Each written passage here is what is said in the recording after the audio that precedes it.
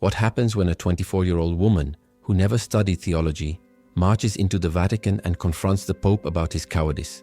History records that Catherine of Siena did exactly that in 1376. But what she saw behind the scenes of the Church and what happened to her after that audacity will challenge everything you think you know about submission, spiritual authority, and the price of prophetic truth. Catherine Benincasa was born on March 25, 1347, in Siena, Italy, the daughter of a middle-class dyer. She was the 24th of 25 children. At the age of 6, she had her first vision of Christ. At 7, she took a vow of virginity. At 16, against the wishes of her family, who wanted to marry her off, she cut her own hair and joined the Third Order of St. Dominic as a laywoman. She was not a convent nun, but lived at home, dedicated entirely to God. But in 1370, something changed radically. During a vision that lasted 3 days, witnessed by her mother and sister who could not wake her, Catherine received what she called a mystical marriage to Christ. When she awoke, she had invisible marks on her hands and feet that only she could see, but which caused constant pain. And she heard a clear command: leave your room, enter the world, confront the corruption, speak truth to the powerful no matter the cost. In the next 10 years until her death in 1380, Catherine wrote 381 documented letters to popes, cardinals, kings, queens, prostitutes, and prisoners condemned to death. And in these letters, preserved to this day in the Vatican Library, she did something no woman of her time dared. She reprimanded male religious authorities with a brutal frankness that still shocks readers today. Today you will discover 3 documented confrontations by Catherine that reveal what truly happens in the spiritual world when you choose prophetic truth instead of false peace. We are not talking about rebellion or disrespect as you might think. We are talking about what medieval theologians called parousia, the freedom of speech granted by the Holy Spirit that challenges corrupted power structures even when those structures are religious. But before we get to the 3 confrontations, you need to understand the context. Because what Catherine witnessed was not during a moment of ecclesiastical peace. It was during what historians call the Great Papal Schism, when the Church was literally torn apart. And what she saw behind the scenes will explain why God chooses the unlikely to speak truth to power. In 1309, 67 years before Catherine confronted the Pope, something unprecedented happened. Pope Clement V, under pressure from the French King Philip IV, moved the papal seat from Rome to Avignon, France. This was not a temporary trip. For 67 years, 7 consecutive popes governed the Catholic Church not from the Vatican, but from a fortified palace on French soil. Historians call this the Avignon captivity, comparing it to the Babylonian captivity. During this period, papal corruption reached levels that even Catholic chroniclers of the time documented with horror. The palace of the popes in Avignon had 15,000 square meters of opulent luxury. 9-course banquets were routine. Cardinals publicly kept mistresses. Ecclesiastical positions were openly bought and sold, a practice called simony. A single bishopric could cost the equivalent of 50,000 modern euros. And meanwhile, Rome was in ruins. The 7 major basilicas were collapsing. Gangs controlled the streets.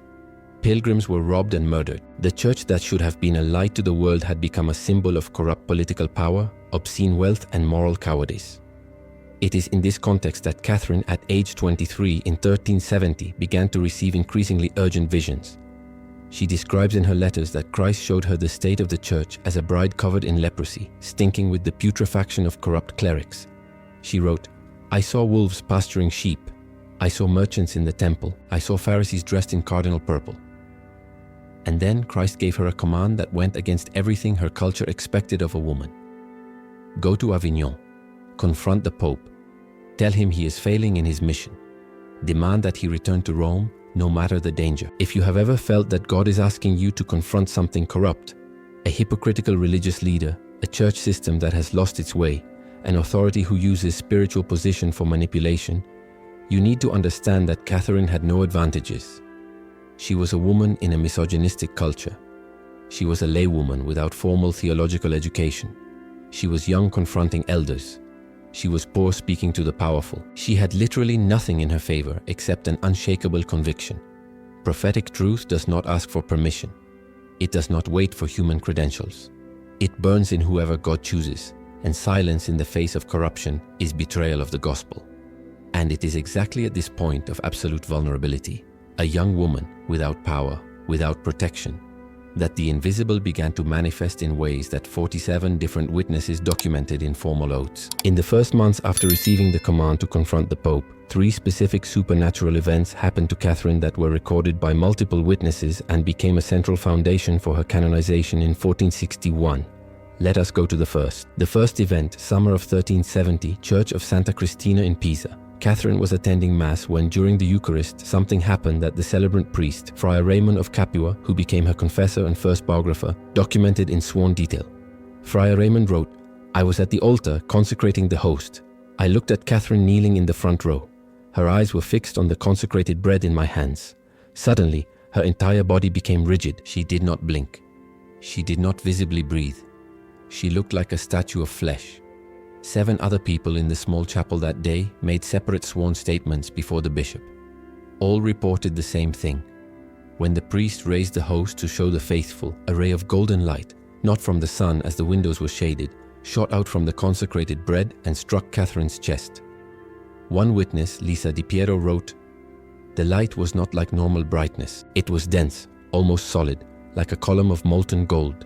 And when it struck Catherine, she fell backward as if she had taken a physical blow. Catherine remained unconscious on the church floor for 4 hours.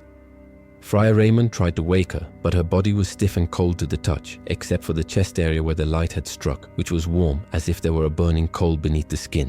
When she finally woke up at nightfall, Catherine was crying uncontrollably. Friar Raymond asked what she had seen. She answered, and these words were recorded verbatim in her canonization process. "I saw the body of Christ as a mirror, and in that mirror I saw the church as it truly is, not as it appears to human eyes. I saw that the corruption is not God's fault, but the betrayal of men. I saw that the sacrament remains pure even when administered by soiled hands. But I also saw that God is about to shake the foundations. Those who use ecclesiastical authority for personal power will be exposed, and I was chosen to be one of the voices that announces this, even if it cost me my life." Friar Raymond wrote that from that day on, Catherine stopped eating solid food almost completely. She survived primarily on daily Eucharist and water. Doctors of the time examined her multiple times, trying to force her to eat, but her body rejected any food other than the consecrated bread. She lived like this for 10 years until her death. But the most disturbing thing, Catherine told Raymond that during those 4 hours of ecstasy, Christ showed her 3 specific things that were going to happen in the church. The first, Pope Gregory XI would return to Rome, but would die soon after, causing the greatest schism the church had ever seen. The second, there would be a period where 2, then 3 rival popes would simultaneously claim authority. The third, this chaos would be necessary to purify the church of corrupt leadership. And here is the detail that no one could fabricate.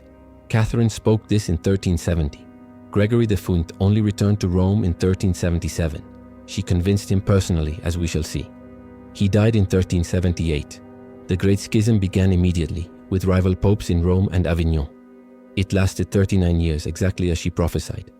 42 people witnessed Catherine prophesy these specific events years before they happened. All made formal sworn statements. The prophetic accuracy was so unquestionable that Pope Pius II himself, upon canonizing her in 1461, cited these prophecies as proof that she was a genuine prophetic voice of God.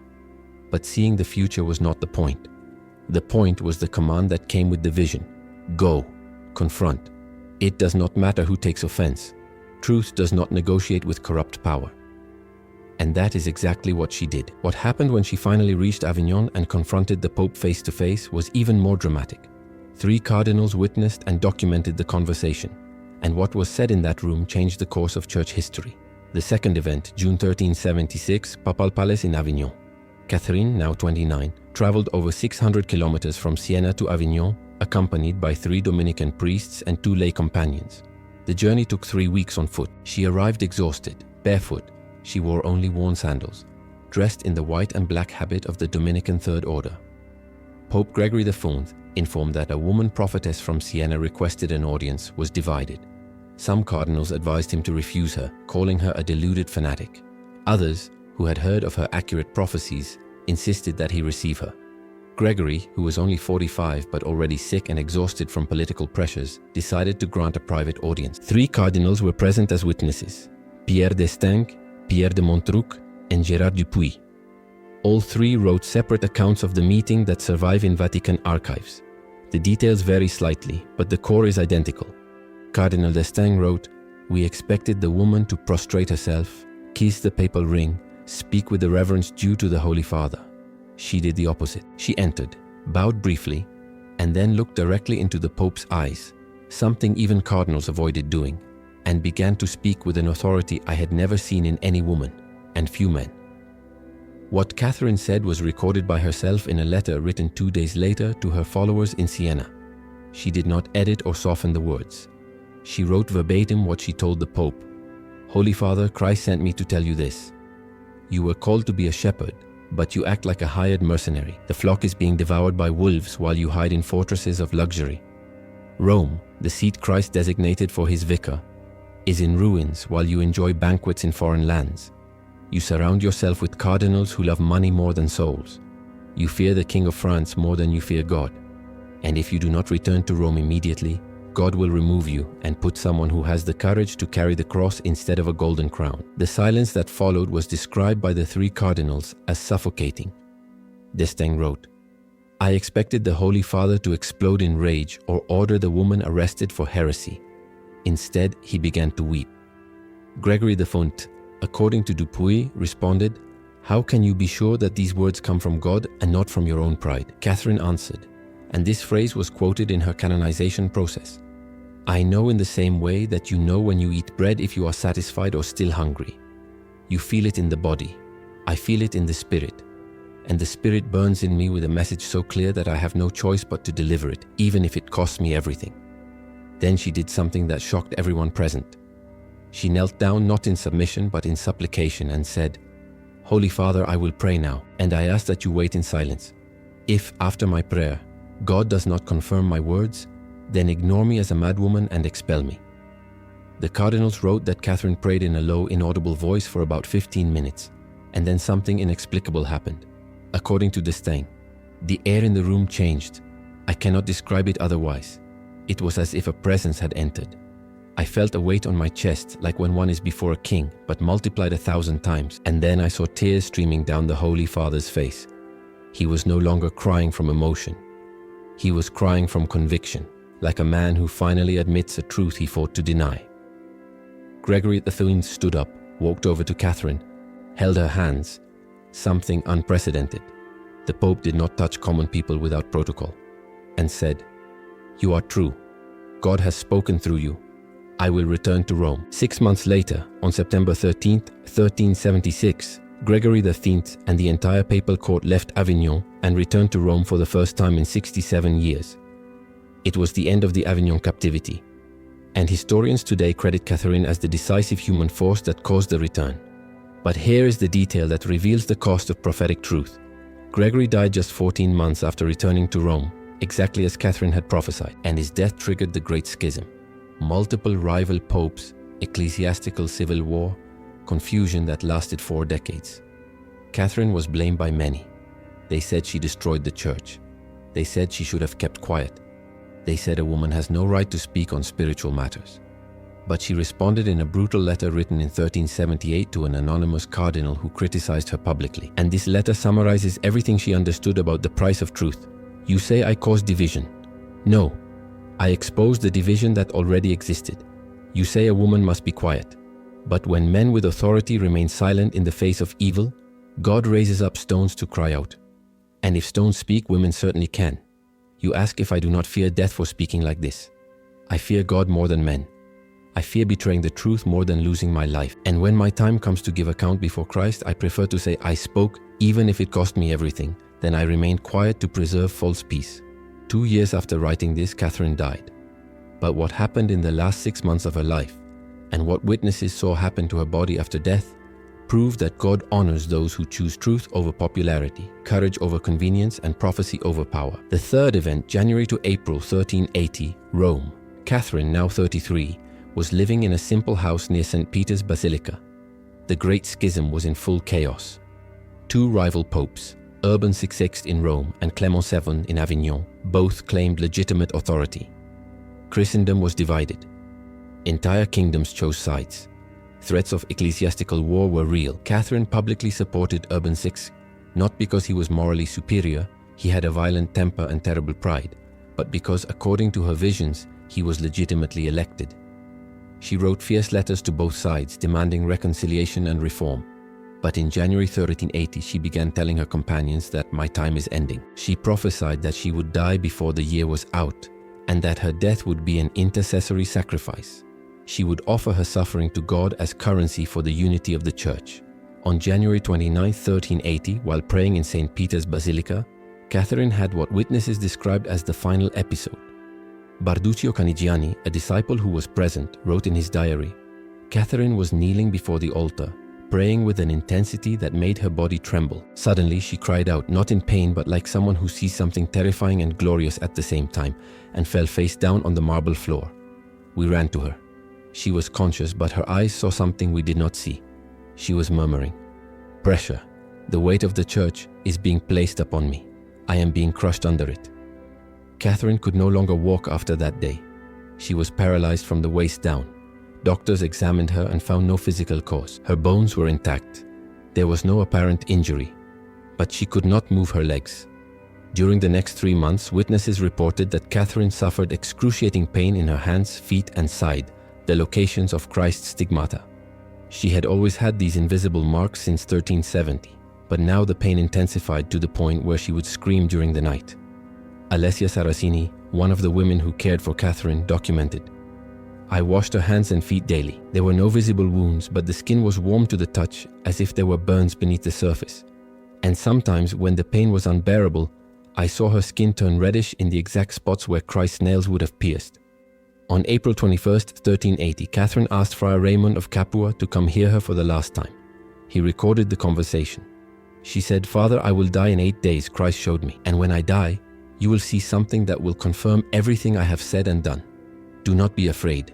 My death is not failure or judgment, it is completeness. I offered my life as a ransom for the Church, and God accepted it." Raymond asked, "How can you be sure?" Catherine replied, "Because Christ showed me the stigmata. I have carried them invisibly for 10 years, but when I die they will become visible. That will be the proof that I spoke the truth." 8 days later, on April 29, 1380, a Sunday, Catherine died. She was exactly 33 years old, the same age as Christ when he was crucified. 23 people were present in her room when she took her last breath.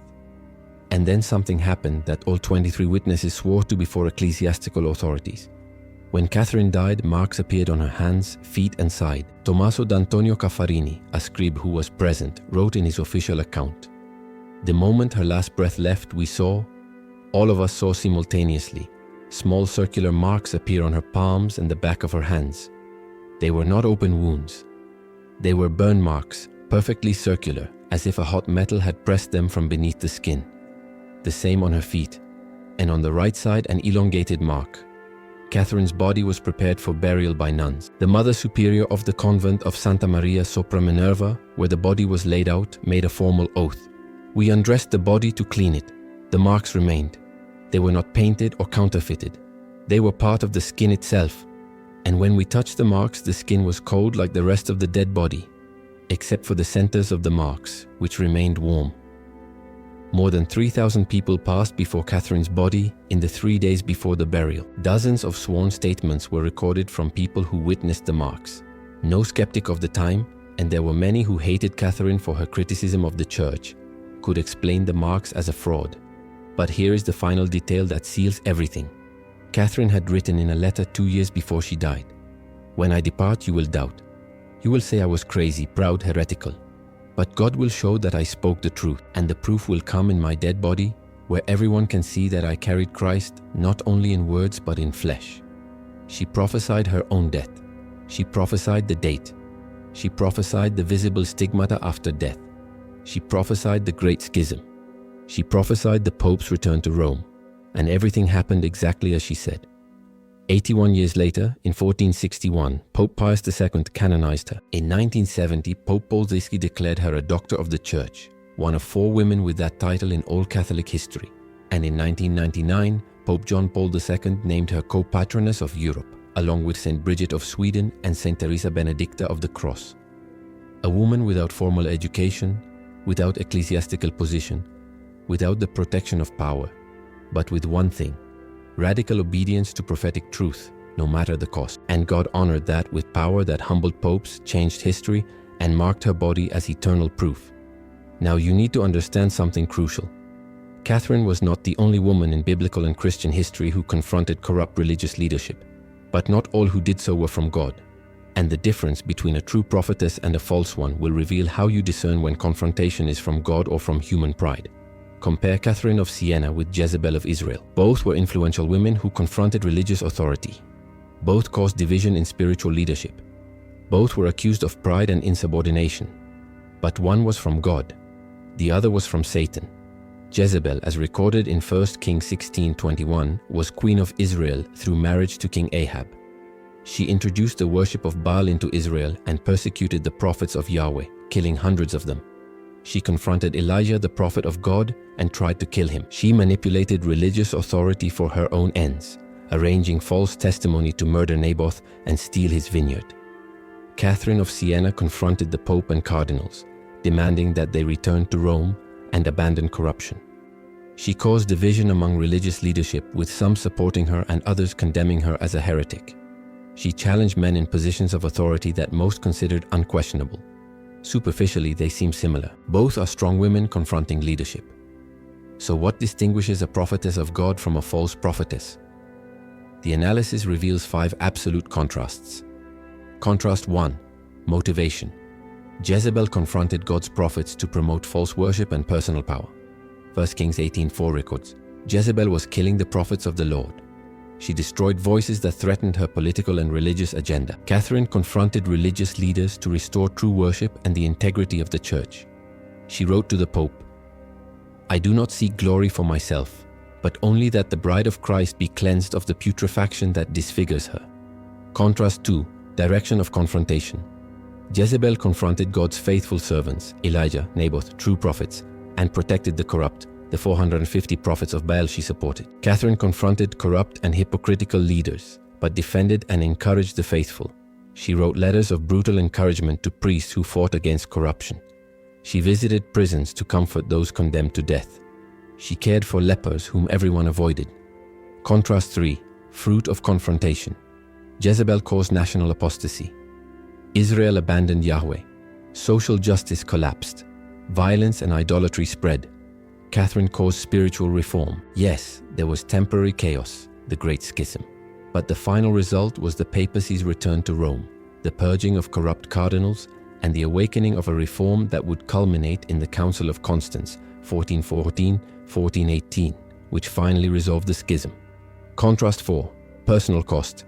Jezebel used power to protect herself. She had armies, wealth, and political position. When confronted, she threatened to kill her opponent. When finally judged by God, she was thrown from a window and devoured by dogs. A 2 Kings 9:30-37. Catherine had no protection. She lived in voluntary poverty. When confronted, she offered her own life. And when she died, she was honored as a saint and doctor of the church. Contrast 5. Deuteronomic test. Deuteronomy 18:20-22 establishes a simple test for prophets.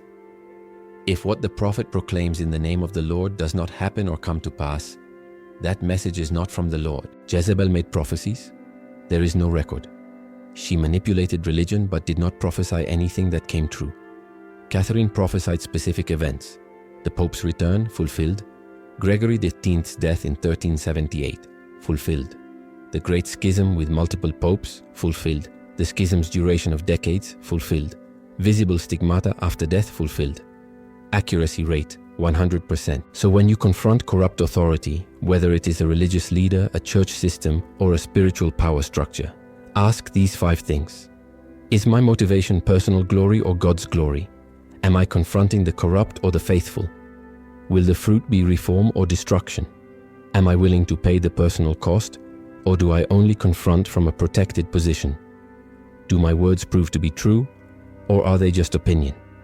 Catherine passes all 5 tests, and for that reason, 644 years after her death, she is still studied, honored, and followed. Jezebel is remembered only as a warning. The difference is not gender, it is not a strong personality, it is not a willingness to confront. The difference is the source. the Holy Spirit or the human spirit, prophetic truth or a personal agenda, sacrificial cost or selfish protection. This is not ancient history for you to admire from afar. This is a documented pattern that is repeating now, at this very moment, in the modern church. And you need to decide whose side you are on. Think about the state of the church today. Not just Catholic, all Christian denominations. Decades of covered-up sexual abuse scandals. Billionaire pastors preaching prosperity while members cannot pay bills. Mega churches that are corporate businesses disguised as ministry. Leaders who quote the Bible but live in luxury that Christ never would have approved. Theology shaped to please culture instead of confronting it. Documented statistics. In 2023, Pew Research Center surveys show that 64% of American Christians aged 18-29 say the church has lost moral credibility. In Europe, 73% of young people raised in Christian homes abandon the faith by age 25. In Brazil, 2 million people per year leave evangelical churches, citing leadership hypocrisy as the main reason. And meanwhile, religious leaders appear on TV preaching success, post on social media in designer clothes, build financial empires, and call any criticism touching the Lord's anointed. This is exactly the pattern that Catherine faced in 1376. Popes living in palaces while Rome was in ruins. Clerics selling salvation while the poor died without help. Spiritual authority used for political power instead of sacrificial service. And what Catherine discovered, and what few understand today, is this: silence in the face of religious corruption is not humility. It is complicity. When you see a corrupted spiritual leader and do not confront them, you become part of the problem. Not in the sense of personal judgment, but in the sense that God expects His people to be a prophetic voice. Amos 5:10 says, "They hate him who reproves in the gate, and they abhor him who speaks the truth." Isaiah 58:1 commands, "Cry aloud, do not hold back, lift up your voice like a trumpet, declare to my people their transgression." But here is the concept of invisible permanence that Catherine taught and that changes everything. When you confront spiritual corruption in the right way, pure motivation, true love, willingness to pay the cost, you are not just fixing present problem, you are breaking generational curses. Catherine wrote in 1378, "When a Christian remains silent in the face of evil in religious leadership, he does not just allow evil to continue, he weakens future generations who will learn that truth negotiates with power. But when a Christian confronts with holy courage, even if rejected and persecuted, he strengthens the backbone of the church for centuries." Think about it. Catherine died in 1380, but her courage inspired Martin Luther in 1517 to nail 95 theses to the cathedral door, confronting papal corruption she had denounced 137 years earlier. Luther cited Catherine as a model of prophetic confrontation. Her letters inspired Joan of Arc in 1429 to challenge authorities who said God does not speak to peasant women. Joan was burned alive at 19, but changed the history of France and proved that God uses the unlikely. Her writings inspired Teresa of Avila in the 16th century to reform the Carmelite order when everyone said a woman has no authority to reform religious institutions. One life, one woman, 33 years. But the cascading effect of her prophetic courage is still breaking cowardly silence 644 years later. And now the question turns to you: how long will you remain silent? How long will you watch hypocritical religious leadership and say nothing because it's not my place, or who am I to judge, or God will deal with it? Catherine would have replied, God deals with it through you. You are the mouth He chose. You are the voice He raised. And your silence is not humility. It is betrayal. This does not mean you should be rude, arrogant, or unloving. Catherine confronted with tears. She confronted in prayer. She confronted by offering her own life as a sacrifice. But she confronted, and God honored that with authority that humbled the most powerful man in Christendom and changed the course of history. Because prophetic truth does not ask for credentials. It burns in whoever God chooses. And the world is never the same. So what does this mean for you practically? I am not suggesting you march into the Vatican or confront your pastor publicly tomorrow, but there is a principle operating here that most Christians never experience. Prophetic courage develops in private before manifesting in public. Catherine spent 7 years in almost total seclusion, 1363-1370, before entering public ministry. These 7 years were not a spiritual vacation. They were a forge. She fasted intensely. She prayed hours a day. She studied the scriptures even though she did not initially know how to read. She learned supernaturally according to witnesses. And she faced brutal temptations. In her letters, she describes demons physically attacking her, trying to make her give up. She had terrifying visions. She went through dark nights of the soul where God seemed absent, but she persevered. And it was in that private forge that public courage was hammered out. So here is the specific practice that Catherine taught, and that was recorded by Friar Raymond of Capua in the life of Saint Catherine of Siena, 1395. Catherine called this practice the examination of prophetic confrontation. She did this every morning before starting the day. 5 specific questions. Question 1. Where am I being called to speak truth but choosing silence out of fear? Write down today. Is there a situation at work, in the family, in the church, where you know something is wrong but you are quiet? I'm not talking about personal opinion. I'm talking about clear sin, documented injustice, evident abuse of power. If you are quiet out of fear of rejection, loss of position or retaliation, that is your area of cowardice. Catherine wrote, "Fear of men is the rope the enemy uses to tie our tongue. Cut that rope with prayer and obedience to God, no matter the cost." Question 2. Is my motivation for confronting love for the truth or personal anger? Simple test Catherine used. If the person you need to confront changed completely tomorrow, would you be happy or disappointed? If you would be disappointed, your motivation is not prophetic. It is revenge disguised as justice. Ephesians 4:15 says, "Rather speaking the truth in love." Truth without love is cruelty. Love without truth is complicity.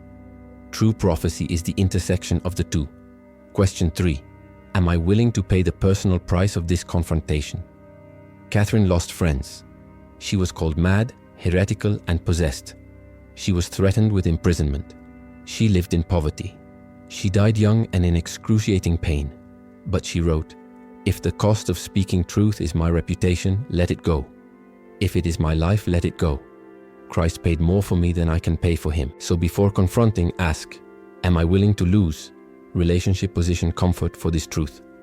If not, you are not ready yet. Wait, pray, let God forge courage. Question 4. Did I pray for this person before confronting them? Catherine fasted and prayed for days before writing letters of confrontation. She wept for corrupt cardinals. She interceded for popes who hated her words, because genuine prophetic confrontation comes from a broken heart, not an indignant heart. Jeremiah 9:1 captures this. "Oh, that my head were waters and my eyes a fountain of tears, that I might weep day and night for the slain of my people." Jeremiah confronted Israel but wept while doing it. If you can confront someone without genuine compassion for their soul, you are not a prophet.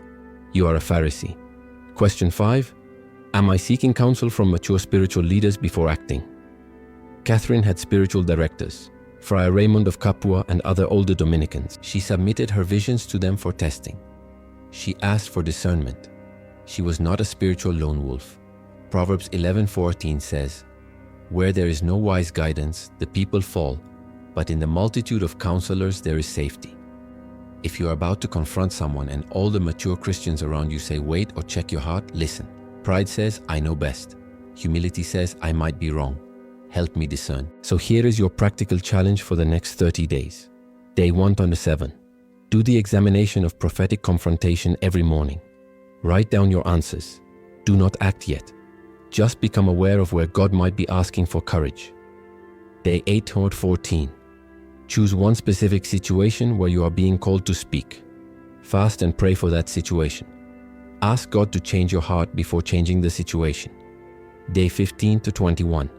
Seek counsel from 2 to 3 mature Christians you respect. Describe the situation honestly. Ask, do you discern that God is calling me to confront this? If they all say no, stop. If the majority say yes, continue. Day 22 to 28. Prepare your confrontation. Write exactly what you need to say. Test it against Ephesians 4:15, truth in love, against 2 Timothy 2:24 to 25, gentleness but firmness, and against Matthew 18:15 to 17, confront privately first. Day 29 to 30, confront. Pray before, during, and after. Hand the results over to God. Do not control the person's response. You are responsible for speaking. God is responsible for the results. Catherine said, "After you speak truth in love, your job is complete. If the person responds with repentance, praise God. If they respond with rejection, pray for them and move on. But never ever carry guilt for having obeyed God." Catherine of Siena discovered something that changes everything. Prophetic truth is not about being right. It is about being obedient. And the evidence is in the 644 years of fruit that a 33-year life produced. It is not about gender. The church has thousands of men who were cowards when they should have been prophets. And it has some women, Catherine, Joan, Teresa, Corrie ten Boom, Mother Teresa, who had courage that shamed generations of men. It is not about education. Catherine barely knew how to write until she was 20, but her 381 letters and the book The Dialogue are considered theological masterpieces studied in seminaries today. It is not about position. She was not a convent nun. She was not ordained. She had no ecclesiastical title. She was a Dominican laywoman living at home with her family. It is about this. When God raises a prophetic voice, He does not seek the qualified. He qualifies the willing. And willingness is measured by one thing. Do you prefer to please God or please men? Think of the final image of Catherine. Paralyzed body, constant pain, dying at 33. It looks like failure. It looks like God did not protect her. It looks like prophetic courage does not pay off. But then you see what happened afterward. Her body marked with stigmata that proved everything she said. 3,000 people passing before her coffin, many in tears, including those who hated her in life. Canonization, 81 years later. Declared Doctor of the Church 590 years later. Co-patroness of Europe 619 years later. And today in 2025, 645 years after her death, people around the world still read her words, study her life, and find the courage to confront corruption, because a woman 4 foot 7 inches tall, weighing 88 pounds at the end of her life, physically weak but spiritually strong, looked into the eyes of the most powerful man on earth and said, "You are wrong, and I'm going to say this because God commanded me no matter what it costs me." The Pope bowed. History changed, and the Church was never the same. Now contrast that with those who remained silent. Thousands of cardinals, bishops, and priests who saw the same corruption that Catherine saw, but chose silence to preserve their position. Where are they today? History does not remember their names. Their lives did not produce lasting fruit. They existed, occupied space, died, and were forgotten. Because history does not belong to the silent. History belongs to the obedient, and obedience often looks like madness until God validates it. So the question is not whether prophetic confrontation works. Catherine, Elijah, Jeremiah, John the Baptist all prove that it works. The question is, are you willing to be the one God raises up in your generation? Do not rush your answer. This is not an emotional decision of the moment. It is a lifelong commitment. Because once you say yes to God to speak prophetic truth, you cross a line. You can no longer go back to a comfortable life of convenient silence. But here is the promise. God does not ask for courage that He does not provide. Catherine was afraid. Her letters show it. She trembled before the Pope. She wept before writing letters of brutal confrontation. But she obeyed despite the fear. And in the act of obedience, courage came. So today, now you have a choice. You can watch this video, feel inspired for 10 minutes, and then go back to your normal life.